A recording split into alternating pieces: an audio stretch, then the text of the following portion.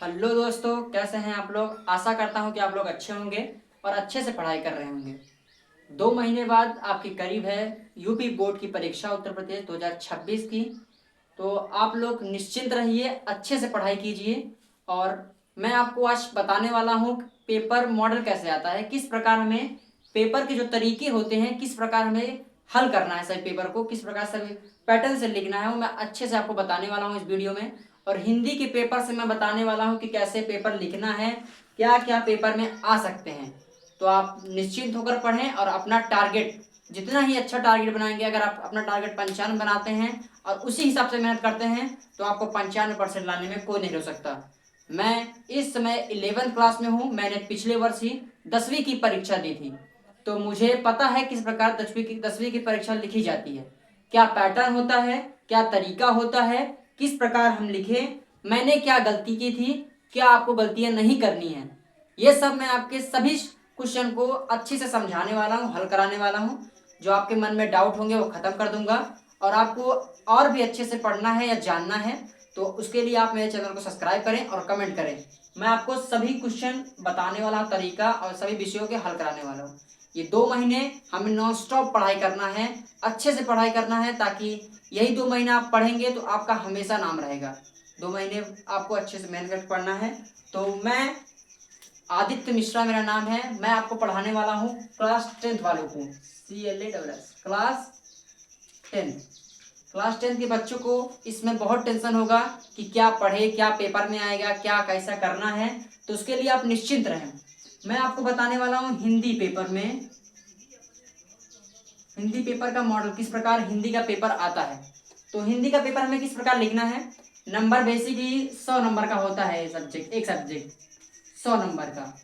तो जिसमें से 30 नंबर विद्यालय से मिलते हैं, 30 नंबर आपको विद्यालय से मिल जाएंगे। अब बचे आपका 20 नंबर जो होता है OMR होता है। आप OMR भी पहली बार, अगर इस बार नई कक्षा में गए हैं, OMR आपको नया मिल रहा है तो आप निश्चिंत रहें। OMR में आपको ऑप्शन मिला होता है, एक क्वेश्चन होगा, 4 ऑप्शन होंगे, जो सही ऑप्शन होंगे आपको वही गोला काला करना है। पर ये ध्यान रहे, गोला काला करते समय ये बहुत चीज़ों का ध्यान रखना है कि गोले से बाहर ना जाए, हमें गोले को अच्छे से काला करना है। और अब आपके बचते हैं 30 नंबर विद्यालय से मिलेगा, 20 नंबर हमें OMR करना है। और आपका जो लिखने का पेपर होता है वो 50 नंबर। हमें इसी 50 पर ज़्यादा फोकस करना है, क्योंकि यही 50 है जो आपका नंबर बढ़ा सकता है और आपका नंबर घटा सकता है। और रहे OMR की फिक्र आप ना करें। पेपर आने से पहले मैं सभी तैयारी OMR की करा दूंगा। और आप बस बने रहिए, मेरे सभी वीडियो को देखिएगा, लाइक करिएगा, और आपके जो भी आपके फ्रेंड हो, मित्र हो, उन्हें बताइएगा कि अच्छी पढ़ाई होती है, अच्छे से बताया जाता है। तो आज होने वाला है हिंदी की, मैं बताने वाला हूँ किस प्रकार पेपर में हमें लिखना है, हिंदी का पेपर किस प्रकार लिखना है। तो मेरे पास ये हिंदी का पेपर है पिछले वर्ष का, मैंने ही दिया है, आप मेरा नाम देख सकते हैं आदित्य मिश्रा, और 2025 का है। तो आप इस समय 2026 का पेपर देंगे इस वर्ष। तो पहले हमें 15 मिनट के सभी विद्यालयों में सभी परीक्षार्थियों को ये मिलता है, 15 मिनट समय मिलता है पढ़ने के लिए। तो आप पहला नंबर पेपर को आप अच्छे से पढ़ लेंगे, जितना अच्छे से हो सके, क्योंकि मैंने भी ये गलती की थी। OMR जो हमारा 20 नंबर का आता है, मैंने उसको अच्छे से एक दो क्वेश्चन को अच्छे से नहीं पढ़ा, जिसके कारण वो मेरे नंबर गलत हो गए। तो इसलिए आपको ये ध्यान देना है, सभी क्वेश्चन को ध्यान पूर्वक अच्छे से पढ़ना है। तो सभी OMR को पढ़ लेंगे हम। OMR का एक फुल वीडियो डालेंगे जिसमें OMR और सभी क्वेश्चन को हल करेंगे। तो आज तो मैं बस मॉडल बताने वाला हूँ आपको पेपर में किस प्रकार लिखना है। तो हमारा पेपर 2 खंड में आता है, खंड अ और खंड ब में। खंड आ में हमें जो दिए होते हैं वो MCQ मतलब बहुविकल्पी क्वेश्चन होते हैं, जो हमें OMR में करना होता है। अब बचे जो खंड ब, जो हमें पुस्तिका में करना होता है, जो 50 नंबर के होते हैं। तो मैं बताऊंगा, आपको ये याद रखना है कि सभी क्वेश्चन जो दिए हों वो क्रम से लिखना है, हमें सभी क्वेश्चन को क्रम से। अब सभी बच्चों के अंदर ये डाउट होता है कि सर हम क्रम से कैसे लिखें। मान लेते हैं हमें ये पहला गद्यांश दिया है, हमें ये क्वेश्चन नहीं आता है और हमें दूसरा वाला क्वेश्चन आता है, दूसरा पद्य वाला आता है। तो क्या हम हमें पहला नहीं आता तो क्या हम नहीं लिखेंगे पेपर? नहीं बच्चों, ऐसा नहीं करना है। अगर आपको पहला नहीं आता है, आपको आता है थोड़ा, आप उसमें भूल रहे हैं, तो पहला नंबर तो एक क्वेश्चन का 2 दिया होता है। ये अगर आपको नहीं आता तो अथवम दिया होगा, आप वो कर लीजिएगा। लेकिन आपको जो पहले समझ में आया वो आप अच्छे से कीजिएगा। अगर मान लेते हैं आपको पहला दूसरा नहीं आता है, तो हम दूसरा आपको आता है, पहला नहीं आता है, तो क्या करेंगे हम दूसरे पे पहले फोकस करेंगे, अच्छे से दूसरे को बना के लिखेंगे। लेकिन ये नहीं कि हमें पहला भी नहीं आता है, दूसरा भी थोड़ा डाउट है, तीसरा भी थोड़ा डाउट है, तो हम डायरेक्ट 15 वाला लिख देंगे। नहीं, ऐसा नहीं करना है। सभी क्रम जो हो थोड़े बहुत सीमित हो सकते हैं, एक दो क्रम आगे पीछे चलते हैं। अब आप सभी पेपर को आगे पीछे कर दोगे तो जो चेक करने वाला होगा वो आगे पीछे पढ़ेगा तो उसे परेशानी होगी, जिसके कारण वो आपके नंबर काट सकता है। तो आप इस बात पर ज्यादा विशेष ध्यान दें। तो मैं दिखाने वाला हूँ पहला नंबर। पेपर के समय आप मेन चीज क्या रखेंगे, क्वेश्चन नंबर जो ये ऊपर दिया जाएगा, खंड ब वर्णनात्मक क्वेश्चन, ये आप विशेष ध्यान रखेंगे, यही नहीं भूलना है आपको। ऊपर लिखना है, आपको लिखना है खंड, खंड ये हमारा क्या होने वाला है, ब, खंड ब। तो हम ये कॉपी के ऊपर लिखेंगे, मैं आपको कॉपी भी अच्छे से बताने वाला हूं, आप निश्चिंत रहें, बस ध्यान से पूरा वीडियो देखें। खंड ब हम ऐसे लिखेंगे, अगर ये काली पेन से लिख रहे हैं तो नीचे वाली लाइन भी हम काली पेन से ही खींचेंगे, ठीक है। खंड ब। अब ये हमारा क्वेश्चन कौन सा होने वाला है, तो जैसा कि मैं आपको बताने वाला हूँ पहला क्वेश्चन क्या है हमारा, गद्यांश। गद्यांश दिया है और गद्यांश के नीचे 3 क्वेश्चन दिए गए हैं। क्वेश्चन कैसे हैं, प्रयुक्त गद्यांश का संदर्भ लिखिए। मैं आपको बताऊंगा संदर्भ कैसे लिखे जाता है। पहला क्वेश्चन क्या होगा, संदर्भ, संदर्भ। उसके बाद दूसरा क्वेश्चन क्या होता है, दूसरा क्वेश्चन इसमें पूछा गया है कि लोगों की संगत करना हमारे लिए बुरा है। अगर आप गद्यांश को अच्छे से पढ़ेंगे तो आपको पता चल जाएगा इसमें किस क्वेश्चन को बताया गया है, कौन से क्वेश्चन अच्छे हैं, कौन से क्वेश्चन अच्छे नहीं है, और किसका संगत हमें करना है, किसका संगत हमें नहीं करना। तो तीसरा क्वेश्चन क्या है, रेखांकित अंश की व्याख्या कीजिए। गद्यांश में आप ध्यान से देखेंगे तो उसमें लाइन खींचा गया है, रेखा खींची गई है, जो हमें व्याख्या जिसका करना है। जो जैसे देखिए, हम कच्ची मिट्टी के मूर्ति के समान हैं, जिसे जो जिस रूप का चाहे उस रूप का करे, चाहे राक्षस बनावे चाहे देवता। ये हमें अंडरलाइन किया गया है, रेखा किया गया है, हमें इसकी व्याख्या करनी है। तो पहले मैं बताऊंगा, ऊपर लिखेंगे आप खंड ब, प्रश्नोत्तर, प्रश्नोत्तर,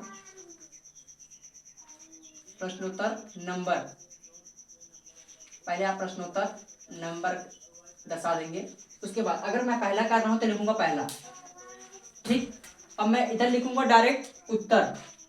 अगर आप चाहे तो एक बार हम दर्शा सकते हैं, लेकिन मैं लिखूंगा डायरेक्ट उत्तर, क्योंकि हमने ऊपर अच्छे से लिख दिया है उत्तर। अब देखिए, पहला हमारा हेडिंग क्या है, संदर्भ। मैं जो बोलता हूँ आप उस पर ज्यादा ध्यान दीजिए। मैं लिखूंगा ये अच्छे से आपको बताऊंगा, लेकिन मैं जो बोल रहा हूँ समझा रहा हूँ, आप अच्छे से ध्यान दीजिए। तो पहला संदर्भ, तो आप जैसे मैंने एक गद्य हमारे में दिया गया है, ये आप गद्य दिखाई दे रहा होगा आपको, हम कच्ची मिट्टी के मूर्ति के समान रहते हैं, जिसे जो जिस रूप का चाहे बना सकता है। तो ये आपने अगर पढ़ा होगा तो ये किस पाठ का है, तो आपको पढ़ते ही मालूम पड़ जाएगा ये किस पाठ का है, पाठ का नाम क्या है और इसके रचनाकार कौन है। अगर आपको मालूम पड़ गया है तो आप संदर्भ बहुत आसानी से लिख सकते हैं।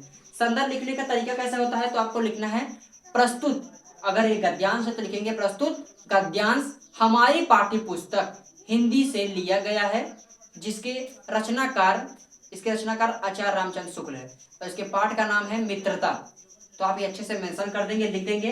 और जहां हम लिखेंगे, जैसे हम लिखेंगे प्रस्तुत गद्यांश हमारी पाठ्य पुस्तक हिंदी से मित्रता पाठ से लिया गया है, जिसके रचनाकार आचार्य रामचंद्र शुक्ल जी हैं।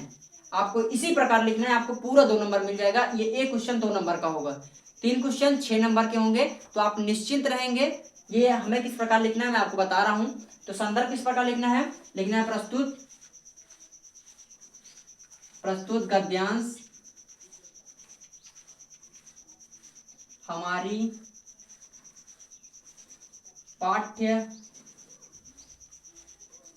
पुस्तिका, पाठ्य पुस्तिका के मित्रता, मित्रता नामक पाठ से लिया गया है। इसके